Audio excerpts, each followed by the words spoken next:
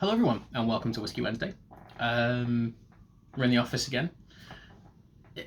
Work's just been really busy for myself and Ed the cameraman. He's off shooting music festivals and all this kind of amazing stuff. So here I am shooting in the office. It's what it was all designed for. The camera is flipped again, so I do apologise. Labels and things might be a little bit backwards, but it doesn't really matter because you're all here to hear about a whiskey. Now, when I did the tour of all of this wonderful stuff behind me a couple of videos back, I mentioned that one of the videos we would be doing was on one of the darkest whiskies I've ever seen. Full stop, ever seen. And this is that video. Now, it's a little bit lo-fi, the lighting's not as fancy, there won't be any B-roll cutaway, but we do have quite a whiskey to explore. Oh, excuse me, lunch is repeating on me. Now, sherry casks are a thing that divide people. I really go off enjoying them, like favourite whiskey ever, to going as far away from them as possible. Sometimes they just don't tick the box for me. It's not a sulphury thing or anything like that. Sometimes it's just too sweet, and I think to myself, I may as well just be drinking sherry in some cases. But as soon as I saw this thing, I thought to myself, oh, it's a lot of money for what it is. We'll talk about the price later. Luckily, I split it with a friend and a colleague. But reveal all, and the label will be backwards, but I will explain it to you. It is this. Now, it's from the Darkness range, which is from Atom Brands in the UK.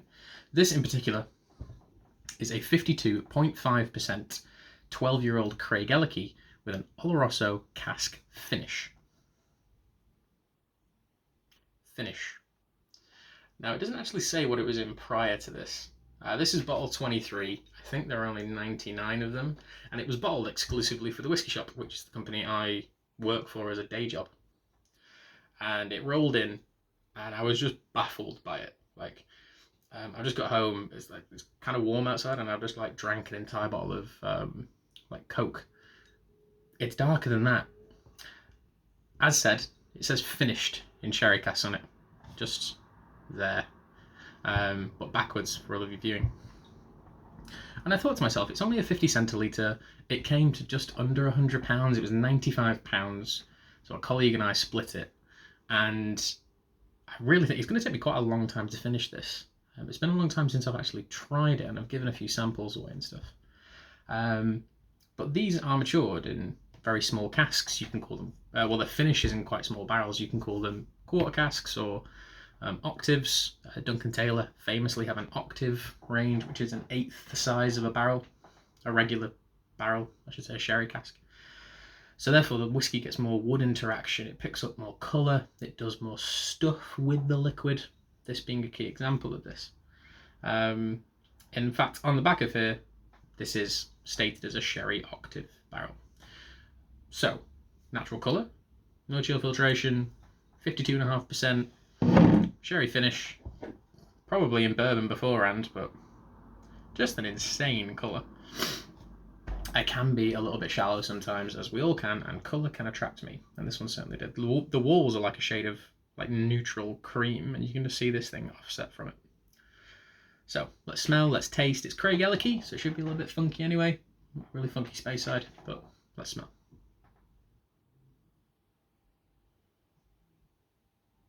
Ooh. Straight away, it's that kind of milk chocolate, sweet kind of coffee bean thing.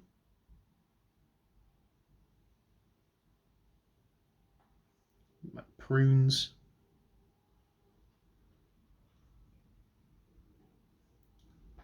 I feel like it's more than just one type of chocolate. It has this very aromatic dark chocolate, milk chocolate, chocolate with coffee, all these really unusual different kind of smells. Well, they're not that unusual, they're chocolate, but you know what I mean. The nose isn't too abrasive, it's quite mellow. There's almost like an Asian, Chinese 5-spice thing to it. Red licorice, you know, those twisty red licorice things. And gunpowder. Haven't smelled gunpowder for a long time. There is a slight gunpowdery note to that. And again, the light in here isn't great, but the way this thing is coated in the glass is quite remarkable. Yeah, it's the chocolate thing, Chinese 5-spice. There's like a bit of fruit too. I can't really think what fruit it is. It's almost exotic, like it's almost pineapple or almost coconut. Something in that world. It could have been in bourbon casks beforehand, and if they'd been used quite a bit, then I bet the sherry cask in its such small state could have really heavily influenced the liquid. So this could have been in like a second, third, maybe even fourth refill bourbon cask. That is just a guess. But there is a slight kind of bourbon tropicaliness underneath it all. Like cigar boxes. There's a really cool cigar shop around the corner from where I work in the city centre, and they've got this amazing humidor at the back. And it smells of that tobacco leaf, those wooden boxes with little locks on them. My dad never smoked cigars, but for some reason he always had empty cigar boxes. And as a kid I used to put like Pokemon cards and stuff in them. So that smell is actually quite a key part of my nostalgia, and this has it in bucket loads.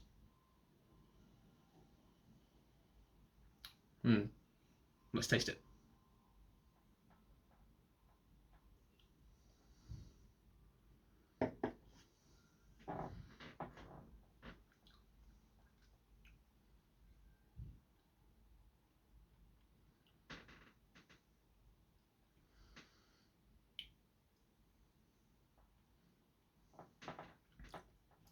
Texturally, it's actually quite light. It's not as heavy as you would think to look at. Ooh, that finish is weird. Ooh, that's quite different. That's changed a lot since the last time I tried it. So initially, what leads the way is the 5-spice black licorice. It's a bit darker. It's not sweet. Quite bitter tobacco, heavily roasted coffee. This isn't meant as like a bad note on this, but think of like really heavily roasted espresso. A little bit of chocolate kind of mingles in between what is sweet and what is savoury, or earthy, I should say in this case. There's no real hint of it being Craigellachie until the finish. The finish is loaded with this kind of angelica root, slightly sulphurous, but in this case it's kind of complementary because the nose is kind of sweet and somewhat oriental and tobacco-y. So the sulphuriness kind of kicks through a little bit. It kind of divides the lines between what you can taste.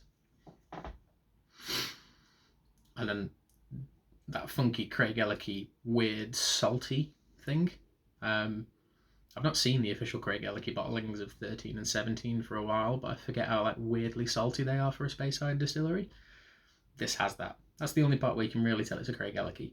And if you gave it me blind, I'd have no idea what this is. But one more taste, and we don't want to keep this video going on too long, and I'll score.